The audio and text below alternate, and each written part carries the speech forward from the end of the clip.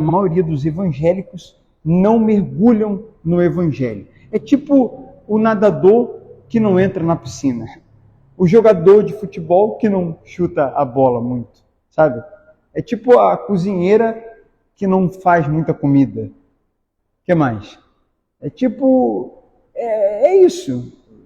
É o evangélico que não mergulha no evangelho. O evangelho é o principal do evangelho, é o principal da Bíblia, do cristianismo, sobre Cristo. É o Cristo que se revelou, que veio à Terra. Mas aí eu não mergulho nisso, no principal. É uma conta que não fecha. Essa conta não fecha, é uma coisa que não faz sentido. E foi esse entendimento que a gente passou a ter há um tempo atrás. Por onde eu começo? Por onde eu começo? Vira e mexe fazem essa pergunta para a gente. Por onde começar?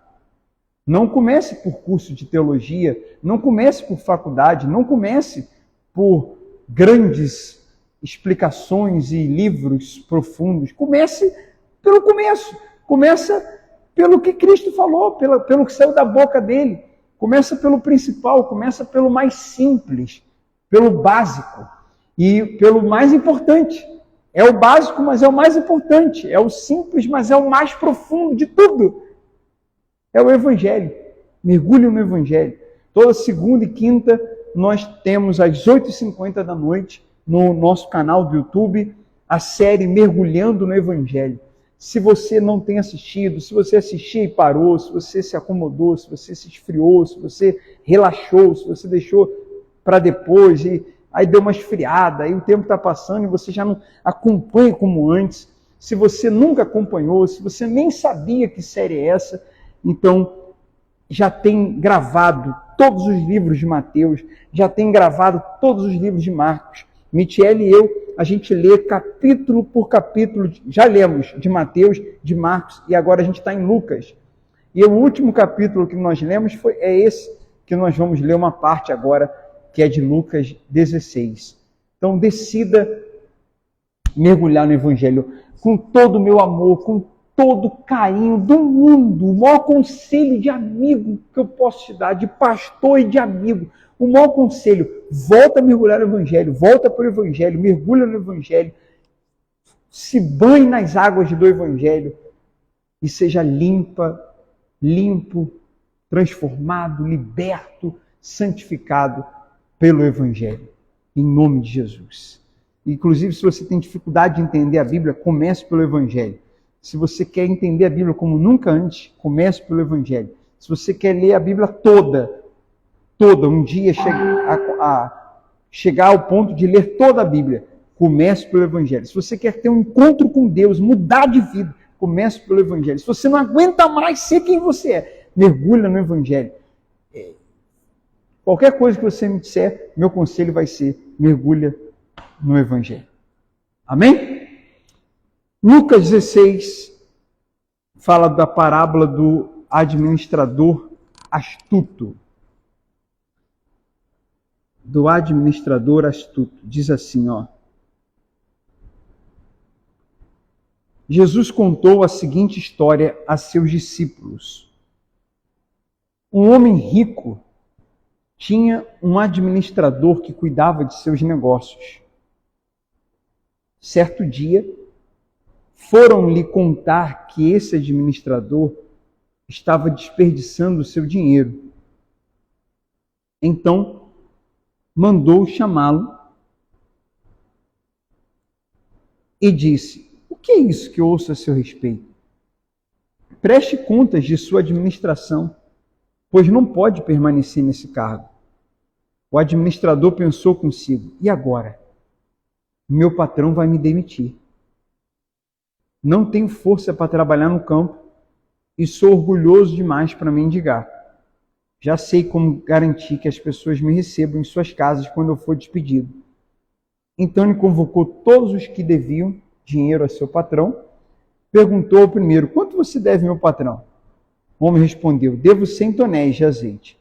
Então o administrador lhe disse: pague depressa sua conta e mude para 50 tonéis. Quer dizer, ele abaixou. Ele abaixou.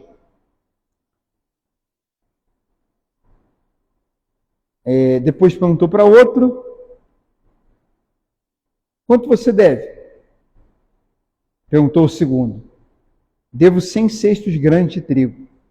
Respondeu ele. E o administrador disse, tome sua conta, mude para 80 cestos. Quer dizer, ele quis, na malandragem, ele foi abaixando para fazer uma política, para ficar bem na fita com o pessoal. Certo? Tá claro? Para ficar bem na fita com o pessoal. Para quê? Para que, sendo ele demitido, essas pessoas pudessem, que ele baixou a dívida delas, sendo que não era nem direito dele fazer isso, não era nem o dinheiro dele, e ele foi baixando com má intenção, né? Pensando lá na frente, quer dizer, contando com a força do braço e agindo com essa sagacidade, né? Com essa esperteza, para não dizer malandragem, ele foi baixando, e aí depois que ele fosse demitido, então essas pessoas abraçariam ele, e ele não ficaria desamparado. Só um detalhe antes da gente continuar. É muito complicado quando nós vemos uma pessoa que diz ser de Deus, diz confiar em Deus, diz se relacionar com Deus, diz estar buscando a Deus, ela fazendo coisas. Tem duas questões aí. Uma, caráter, né? Um ponto é o caráter, ela fazendo coisas que não é o caráter de Deus, e tem um outro lado aí, que é mais para esse lado que eu quero ir no momento aqui da pregação.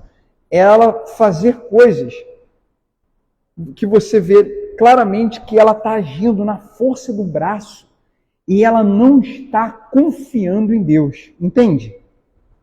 Não está confiando.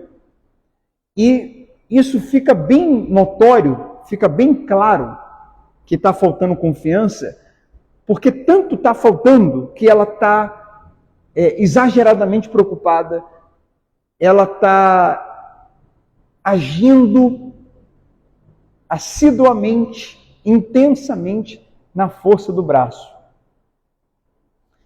Tem uma passagem que é muito, muito profunda no Antigo Testamento, que Davi, ele sempre vinha vencendo as batalhas, vinha vencendo as guerras, e era Deus que dava vitória para Davi, era Deus que abençoava Davi, Deus era com ele, e ele vinha vencendo, né? Graças a Deus,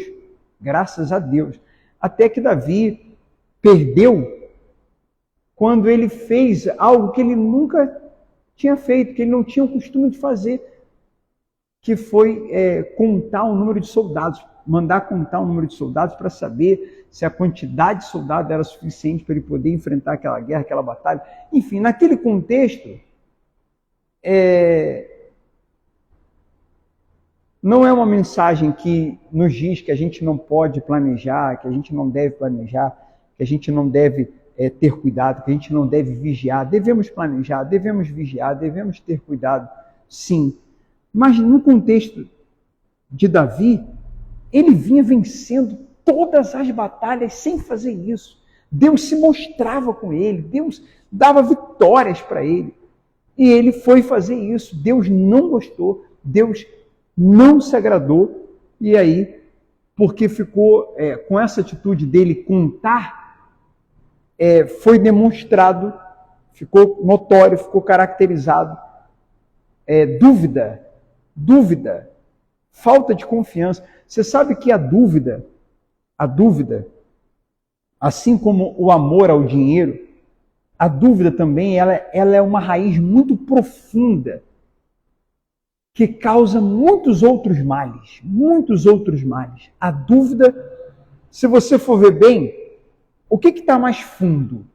Considerando raiz, vamos identificar a raiz para arrancar o mal pela raiz e mudar, e a gente mudar, e consequentemente a nossa vida também fluir, e a gente agradar a Deus e nossa vida fluir. O que está mais fundo? A dúvida ou o medo? A dúvida ou o medo? Ambos são raízes ruins, que precisam ser arrancadas. Mas qual raiz está mais fundo? A dúvida ou o medo? A dúvida ou o medo? A dúvida ou a ansiedade? Qual está mais fundo? A dúvida ou a ansiedade? O que está mais fundo? A dúvida ou a angústia? Qual raiz está mais fundo? É mais profunda? A dúvida ou a angústia? O coração apertado? As preocupações? As preocupações. O que está mais fundo? A dúvida ou as preocupações? O que está mais fundo? Não é a dúvida? Você acha? Você acha? Eu não acho. Por que eu estou com medo? Por que eu estou com medo? Tem até uma frase que diz: o medo é para quem não sabe o pai que tem. O medo é para quem não sabe o pai que tem. O medo, as preocupações, a ansiedade.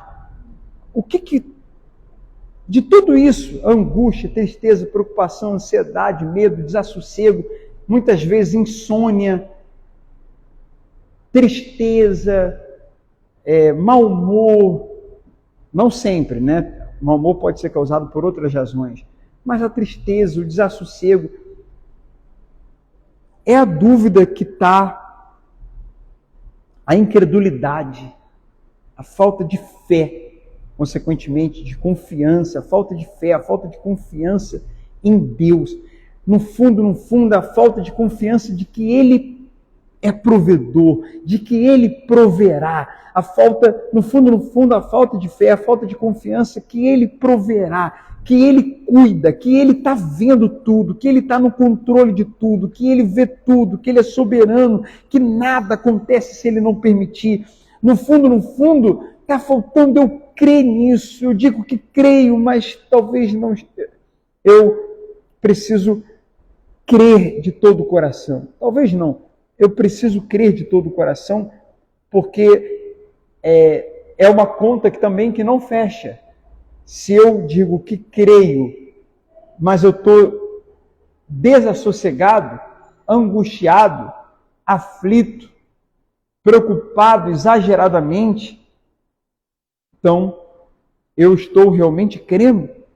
Então é nisso que Davi desagradou a Deus e nisso que ele perdeu aquela determinada batalha.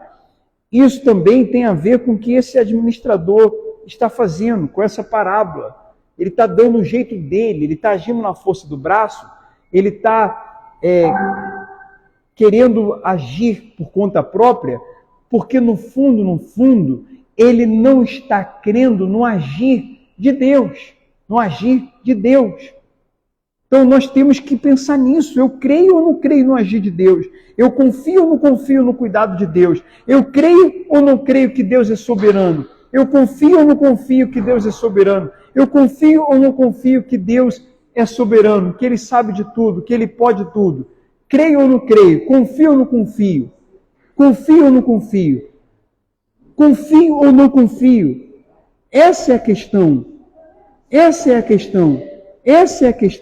Porque se nós cremos, então nós vamos confiar, nós vamos ter paz que advém, que é consequência dessa fé, dessa confiança. Então, ele aqui nesse versículo aqui, ele pensou, no versículo 3, ele pensou consigo: e agora? Meu patrão vai me demitir. Não tenho força. Quer dizer, ele estava com a cabeça dele voltada para as circunstâncias, para a situação. Não estava crendo. É isso que a dúvida faz. Preocupação. E nos leva a errar. Nos leva a nos precipitar. Nos leva a tomar atitudes inconsequentes. Nos leva... A dúvida, ela faz com que a gente, sem perceber, sem maldade até... Vem cá, Michele, por favor, por gentileza. É como se a gente fizesse isso aqui, É como se a gente fizesse isso aqui para Deus. Quando a gente ora, confia, sem duvidar. Então, esse Deus que está em nós, ele também vai na nossa frente. E o controle está com ele. Eu faço a minha parte, mas ele está na frente. Eu vou fazer o que tem que ser feito, mas ele está na frente. Agora, vem cá. E assim, ele na frente, até o que era para dar errado acaba dando certo. Ele na frente, milagre acontece. Ele na frente, coisas sobrenaturais. Ele é Deus. Agindo Deus, quem impedirá? Nada. E ninguém pode impedir quando Deus está na frente, quando Deus age. O problema é que as minhas dúvidas, as nossas dúvidas, podem fazer com que ele não vá na frente. Por exemplo, nesse exemplo que a gente deu aqui, de Davi, ele sempre é na frente, por isso que Davi sempre vencia. Mas quando Davi contou o número de soldados, porque no fundo ele estava duvidando, quando Davi começou a contar com a força do braço, ele mostrou que estava duvidando. Deus não foi na frente. Justamente quando Deus não foi na frente, foi quando Davi que nunca perdia numa batalha, perdeu. Então o que acontece? A gente pode orar, a gente pode cantar, a gente pode louvar, podemos ir na igreja, mas se nós não confiarmos, mesmo cantando, louvando, indo na igreja, se a gente duvidar, é como se a gente estivesse fazendo, na prática, na hora do vamos ver, na prática, é como se a gente estivesse fazendo assim para Deus. Eu estou indo para as batalhas, eu estou indo para as lutas, mas o Senhor fica, eu vou na frente. Vem comigo. Eu vou na frente. Vocês querem ir na frente? Eu não quero ir na frente. Eu não quero. Obrigado. Eu não quero ir na frente. Deus me livre de eu ir na frente. Porque não vai dar certo eu ir na frente. Ele atrás? Não.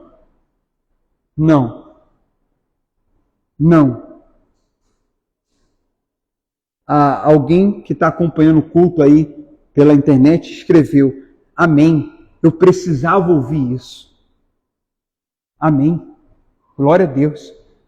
Eu sei que muitos, aliás, todos nós precisamos ouvir isso. Todos nós temos batalhas. Todos nós temos lutas. Todos nós temos problemas para serem resolvidos. O problema não é o problema. O problema não são os problemas. O problema é quando a gente quer resolver o problema na força do braço, na nossa própria capacidade. E essa é a receita do fracasso. Essa é a receita do fracasso.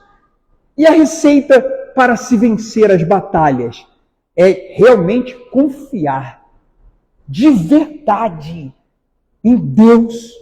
Como está escrito, entrega o teu caminho ao Senhor, confia nele e o mais ele fará. É eu confiar, não apenas orar, não apenas cantar, não apenas adorar, mas confiar para que ele vá na frente. Eu preciso ir também. Eu preciso ir. Eu não posso ficar parado. Eu preciso agir. Eu preciso fazer minha parte. Eu vou. Mas ele na frente. Não teime. Vocês que estão me ouvindo, que estão ouvindo essa mensagem, não teime. Seja humilde. Quebra o orgulho de uma vez por todas. Aceita que você na frente não dá certo. Não deu. Até agora não deu. A gente na frente, eu na frente, eu faço burrada. Eu na frente, não suporto. Decido errado. Escolho errado. Mas ele na frente, ele nos guia. Porque só ele sabe de todas as coisas. Ele na frente, ele vai abrindo caminhos que a gente, se fosse a gente na frente e ele atrás, a gente não conseguiria abrir. Ele na frente, quando necessário, faz milagres que se fosse a gente na frente, a gente não ia conseguir fazer. Concordam? Ou será que nós somos melhores do que Deus? E a gente então vai na frente e ele vem atrás? Então nós precisamos nos colocar no nosso lugar, como diz o outro, né? Cada um no seu quadrado. cada um no seu quadrado. O nosso lugar não é na frente. Então a gente precisa ser liberto de orgulho, de autossuficiência. E a gente precisa confiar de verdade. Porque é essa falta de confiança, essa dúvida que faz a pessoa dar um jeitinho, né? Agir voltando aqui no contexto da mensagem, na parte profissional, na parte econômica, e em tudo na vida. É quando ela vai na frente que ela está duvidando, que faz ela agir por conta própria, agir na força do braço, que faz ela dar um jeito, que faz ela agir muitas vezes até com certa malandragem, que faz ela mentir para poder se beneficiar. Aí olha só, gente, essa mensagem é muito forte. É muito forte. Aqui no versículo 7, ele baixou, né, o valor. Quando chegou no 8, o patrão elogiou o administrador desonesto por sua astúcia. E é verdade que os filhos desse mundo são mais astutos ao lidar com o mundo ao redor que os filhos da luz. Versículo 9. Esta é a lição. Esta é a lição. Usem, então a gente leu do 1 ao 9, e é no 9 que está a grande lição, o ponto X da mensagem, a parte principal é agora.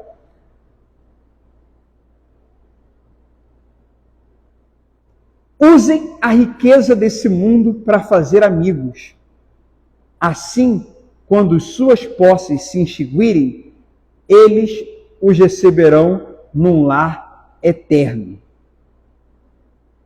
Se forem fiéis nas pequenas coisas, também serão nas grandes. Mas se forem desonestos nas pequenas, também serão nas maiores. O que está dizendo aqui? Vamos entender. Ele está falando, ele está chamando de pequenas coisas o que é dessa terra, o que é terreno, o que é momentâneo, o que é perecível, o que vai acabar. Tudo nessa vida que tem data de validade. E ele está dizendo que o que é maior, quando ele fala ser fiel no pouco, vou colocar no muito, esse muito ele está falando de eternidade, claramente. É só ler com calma, respeitando os pontos e vírgulas, e sem aquele olhar materialista, que a gente vê que esse muito, ele não está falando de muito, de ter mais materialmente, mais, eu sou fiel com pouco dinheiro e eu vou ter mais dinheiro. Ele não está falando de dinheiro aí, ele não está falando do material, ele está falando de eternidade. Aliás, sempre que nós lermos, você que está aí participando do culto online, nós que estamos aqui presencialmente, sempre que nós lermos parábolas no Evangelho de Mateus, Marcos, Lucas e João, Jesus está falando da eternidade, da vida após a morte, da vida que não acaba, da eternidade, de viver eternamente, sem choro, sem dor, sem sofrimento, de você viver a felicidade eterna. Marcelo, mas dentro desse contexto, podemos considerar que Deus pode dar responsabilidades maiores e até numa condição maior para quem é fiel no pouco? Claro que sim, ele pode fazer isso, sem dúvida, porque a gente fala, até aqui a mensagem foi sobre a gente confiar em Deus. Quando a gente confia, ele vai na frente. Quando a gente até diz que confia, mas no fundo, nossas atitudes mostram que a gente não está confiando, ele não vai na frente. Quem está na frente somos nós. E aí, a gente na frente pode dar certo, normalmente dá errado. Ele na frente sempre vai dar certo. Sempre. Sempre. E esse dar certo é na ótica dele, de acordo com o plano dele, que pode ser que na minha ótica algo deu errado, mas é porque ele sabe o que é melhor e alguma coisa momentaneamente pode dar errado, mas é lá na frente para algo melhor acontecer. Deus, já vimos isso acontecer diversas vezes. Então a gente está falando da gente confiar. Agora vamos virar vamos virar esse disco aí, né? Quem é da época do disco? Do disco que virava? Disco de vinil, lembra? ouvia as músicas no disco? Eu peguei um pouquinho, né? Eu lembro dos discos lá em casa, tinha uma estante cheia de disco. Muitos discos, né? Agora fomos longe, não fomos? Não fomos? Aí, olha só, vamos virar o disco. A gente está falando da gente confiar em Deus. Agora vamos falar o contrário. Da gente ser fiel, da gente confiar nele, do nosso coração estar nele e não nas coisas materiais, e não no dinheiro, e não em pessoas, do nosso coração ser dele. E aí o que acontece? 1 milhão para quem falar. Prepara 1 milhão. Vamos dar 1 milhão para quem falar. 1 milhão. 1 milhão para quem falar. É um milho grande que Michele comprou, mais ou menos assim, desse tamanho, para quem falar. Se eu confio nele, se o meu coração eu entreguei a ele, eu decidi entregar meu coração a ele, assim como ele se entregou por mim na cruz, eu entrego meu coração a ele, eu estou confiando nele, eu estou sendo fiel naquilo que ele me dispôs. O que vai acontecer agora? A gente está falando de nós confiarmos nele. O que vai acontecer agora? Com o meu coração entregue a ele, com eu confiando nele. Mudando o disco. Ele vai confiar em mim. Confiar coisas maiores. Confiar coisas que antes ele não estava cedendo, ou concedendo, ou dando. Não por falta de poder. Gente, o problema nunca está na capacidade de Deus. Nunca falta capacidade para Deus. Nunca faltará. Deus nunca falhou, não falha e nunca falhará. Ele não tem problema de capacidade. Ele é Deus. Ele faz o impossível se tornar possível. Ele abre qualquer porta. Ele faz qualquer coisa. A dificuldade de Deus não é nele. Não vem dele. Ele não tem dificuldade nenhuma. A dificuldade é do ser humano, é nossa. De confiarmos e de sermos pessoas confiáveis. De Deus olhar para a gente e falar, eu posso dar para essa pessoa, eu posso dar o que ela está pedindo, eu posso dar o que eu quero dar, porque essa pessoa é fiel. No pouco, eu já dei, ela foi fiel e agora eu vou colocá-la no muito. Ela confia em mim, o coração dela é meu, e agora eu vou fazer isso porque eu confio nela. Por exemplo, falando nesse contexto de bênçãos, né? Até de materiais, de desejos. Todo mundo tem bênçãos, todo mundo que pede a Deus, todo mundo tem desejos, todo mundo tem sonhos, todo mundo tem objetivos para essa vida. Se coloque no lugar de Deus. Eu já falei isso algumas vezes. Tem gente, vou te chamar de novo, Michele, só para dar mais um exemplo aqui. Tem gente que, se Deus der, olha o que ela faz. Vou fazer o seguinte, sobe aqui, por favor. Você é Deus. Se Deus der, olha como é que é importante. A gente fala muito da gente confiar em Deus. Agora a gente está falando de Deus confiar na gente. De nós, de cada um de nós, sermos pessoas confiáveis. Isso só acontece quando o nosso coração é dele. Quando o nosso coração é dele.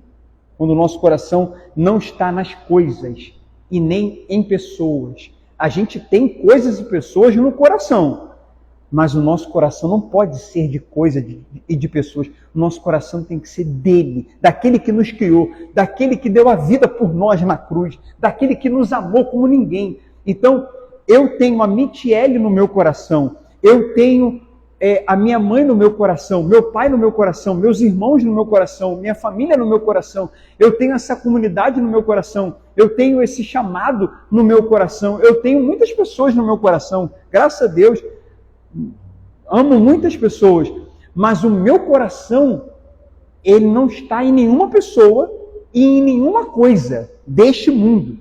Meu coração não está em nada que é passageiro. Por mais importante, por mais que eu ame, mas é passageiro. Eu tenho essas coisas e essas pessoas no meu coração. Amando muito, mas não no coração nelas. É diferente. Vocês conseguem perceber a diferença? Uma coisa é você ter alguém no coração, outra coisa é você ter o coração nessa pessoa. Quando a gente fala de ter o coração em algo, a gente está falando de apego. Quando a gente fala de você ter, por exemplo, dinheiro, você tem um dinheiro no coração. Você gosta dele porque ele facilita a vida, porque ele ajuda. Então você tem ele no coração, mas nunca, jamais ter o coração no dinheiro, porque isso é apego. Você vai fazer, a sua vida, as suas atitudes vão acabar girando em torno dele. E ele é um péssimo senhor. Dinheiro é um péssimo senhor. É um ótimo servo. Quando você... Celular é um ótimo senhor. Aliás, um ótimo servo. Você usa o celular para ligar, para resolver coisas. Tem gente que usa o celular para fazer pix, usa o celular para fazer pagamentos, usa o celular para ligar para quem você ama. Um ótimo servo. Péssimo senhor. Quando uma pessoa não tem controle do tempo que ela fica no celular e às vezes ela deixa de estudar, deixa de olhar no olho das pessoas, de conversar com pessoas, de tocar em gente para ficar enfurnada no celular. Deixa de trabalhar, deixa de produzir. Está entendendo? Ótimo servo. Péssimo senhor. Celular, dinheiro e todas as coisas dessa vida são ótimas quando você não deixa dominar por elas. Você as domina, você as usa. Você tem essas coisas no coração, mas o seu coração não está em nada dessas coisas. Seu coração é um coração completamente desapegado. Desapegado às coisas e às pessoas, embora você as tenha no seu coração. Então, quando o meu coração é apegado somente a Deus, as coisas e pessoas eu tenho no coração, mas ele não está em nada e ninguém, só em Deus. A ele sim eu sou apegado. Então é aí que ele confia em mim. Ele sabe que ele pode me dar qualquer coisa que eu não vou me apegar a essa coisa, porque eu já sou apegado a quem? A ele. Então qualquer coisa que ele me der, pode até me dar muito, ou pode me dar pouco, não importa. São coisas, são pessoas. Meu coração é dele. É dele. E é por isso que ele me dá mais coisas do que antes, quando meu coração não era. O que acontece quando o coração não é dele? Das duas, uma. Quando a pessoa recebe, faz o quê?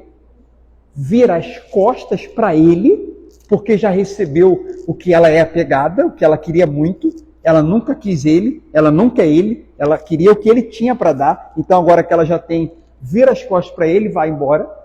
Ou, se ele não der o que ela quer, por alguma razão, ela está pedindo, não está recebendo. Como ela não está com o coração nele, mas naquilo que ele tem, naquilo que ela está pedindo, em coisas, ao não receber, o que ela faz? A mesma coisa que aquela que recebeu fez. Vira as costas. A primeira vira as costas porque já recebeu. O segundo exemplo que eu estou dando, vira as costas porque não recebeu. Fala aí. Tem que falar aqui para... é que tem aquele versículo que fala, que Jesus disse, né? Aonde estiver o teu tesouro, ali estará o teu coração. Então, o que é verdadeiramente o nosso tesouro, né? Deu para ouvir? Mais alto. Não. Quando Jesus falou também, né? Aonde estiver o teu tesouro, ali estará o teu coração. Então, o que é o nosso tesouro, né? O que representa o nosso tesouro maior? Jesus falou isso. Porque se o tesouro for o marido, se o tesouro for o filho, se o tesouro for em outras coisas que não seja, né, o Pai, né, o Senhor, então meu tesouro vai ser essas coisas e essas coisas que vão dominar o meu coração, né? São palavras de Jesus. Aonde está o seu tesouro, ali está o seu coração. Gente, não faça de qualquer coisa ou de qualquer pessoa o seu maior tesouro. Porque pessoas falham e coisas acabam, coisas quebram, coisas passam. Pessoas também passam, né? Pessoas falham e pessoas passam. Pessoas morrem. Ame as pessoas. Ame muito. Não ama pouco, não. Ame muito. Mas com o equilíbrio de não colocar o coração nelas. Eu tenho Michele no meu coração, mas meu coração não está nela. Ela está no meu coração, mas meu coração não é dela. Dá para entender essa diferença? Ela está no meu coração, ela mora no meu coração. Ela é a segunda do meu coração. Ela está no ranking, no pódio. Amo muito, muito, muito, muito, ela sabe disso. Mas meu coração não está nela. O meu coração está em Cristo, ela não está em primeiro. Ele é o meu primeiro amor. E isso me guarda. Por quê? Porque ele não acaba. Ela pode morrer, e aí eu vou perder o chão. Vou ficar sem razão de viver. Mas ele não morre. Ela pode acabar, ele não acaba. Ela pode falhar, ele não falha.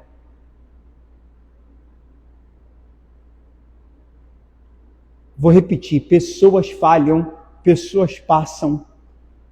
Jesus não falha, Jesus não passa. Coisas quebram, coisas passam, coisas acabam. Jesus não quebra, Jesus não passa, Jesus não acaba. Então, meu irmão, minha irmã, meu amigo, amiga, querido, querida, ponha o seu coração em Jesus, ponha o seu coração em Cristo, ponha o seu coração em quem não quebra, em quem não passa, em quem não falha, em quem não morre, em quem está vivo e para sempre viverá. Os céus e a terra passarão. Jesus disse, as minhas palavras não passarão. O próprio Deus, né, falou isso. A palavra de Deus falou isso. Diz isso. E essa é a mensagem que a gente veio trazer hoje aqui. Porque pessoas que têm um coração nas coisas não estão preparadas para terem coisas, mais do que já têm. Não estão preparadas para serem colocadas no muito, materialmente, e colocam em risco sua eternidade. Então, para a gente encerrar, aqui diz, ó, eu vou, só antes de eu encerrar lendo aqui o versículo, deixa eu ler alguns comentários aqui de quem está assistindo o culto online. Que mensagem gloriosa, pastor Marcelo.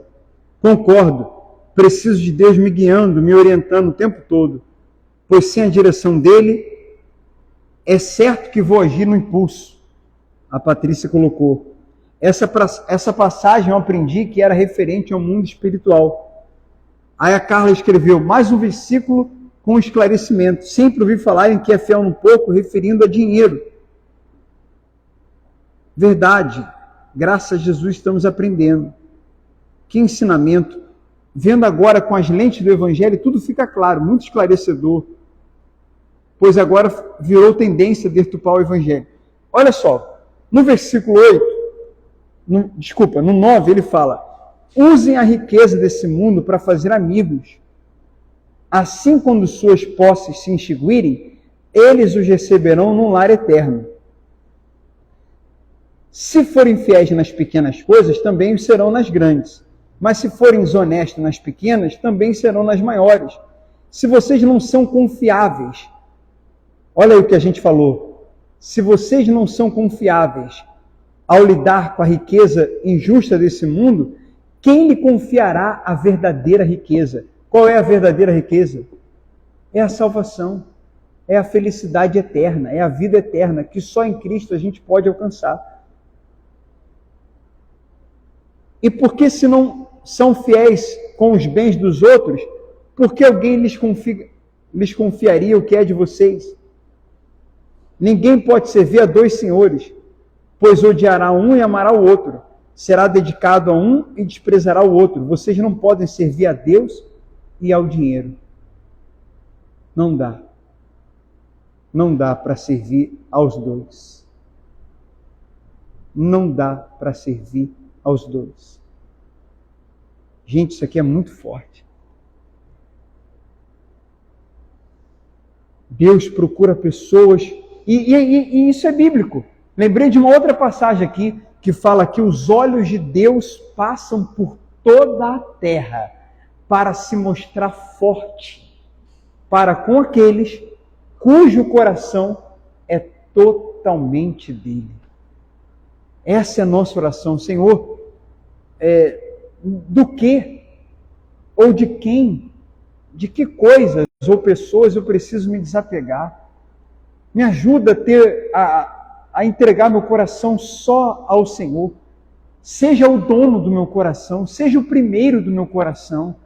Me ajuda, me dê força, me ensina, me capacite a ter coisas e pessoas no meu coração, mas não ter meu coração em nada e em ninguém, nem em coisas e nem em pessoas, somente em Ti. E por que somente nele? Porque só Ele se entregou por nós. Ele nos criou e Ele morreu por nós. Nenhum parente nosso, nenhum familiar nosso, ninguém, nada e ninguém fez o que Jesus fez por nós na cruz. Sem Ele não existiríamos, porque Ele nos criou. Sem Ele para a cruz não teríamos acesso a Deus, não teríamos o perdão. Então, quem é que vai ser o dono do meu coração? Se só Ele fez isso por mim, se só existe por causa dele. Então é Ele. Ele é a pessoa a quem eu devo entregar o meu coração. E quando eu entrego o meu coração a Ele, Ele limpa todo o meu coração com o seu sangue, com o seu poder. Ele enche meu coração de amor, Ele enche meu coração de paz, Ele enche meu coração de fé, de esperança. Ele trabalha no meu coração, Ele é o dono. É dele, Ele faz o que Ele quiser. E Ele cuida do meu coração, Ele cuida da gente. Agora, porque assim, a quem a gente entrega o coração, vai cuidar dele. O problema é que quando a gente entrega a algo ou alguém, o que esse algo ou alguém faz, muitas vezes? Pisa, machuca, quebra. Quantas pessoas que estão acompanhando esse culto, que você, num relacionamento, na vida amorosa, você entregou o seu coração para alguém e essa pessoa tratou seu coração igual uma bola de futebol. Quantas pessoas que eu já atendi que trataram o coração de uma outra igual uma bola de futebol? Entrega o teu coração para aquele que criou o teu coração, para aquele que te amou como ninguém nunca amou. Entrega o teu coração para aquele que cuida muito bem, que cuida como ninguém. E as outras coisas e pessoas, você vai colocando em segundo, em terceiro, em quarto, em quinto lugar. Tenha elas no coração, mas não no coração nelas. Fique de pé, por favor, vamos orar. Esse homem, ele estava abaixando a dívida de todo mundo, para depois que fosse demitido, o pessoal contratar ele e ele não ficar desamparado. Então, nessa parábola, Jesus está falando, rapaz, faça amigos pensando na eternidade. Melhor é você chegar na eternidade e você receber um monte de abraço de gente que está lá de gente que está lá por sua causa. Pode ficar sentadinha. Pode ficar sentadinha.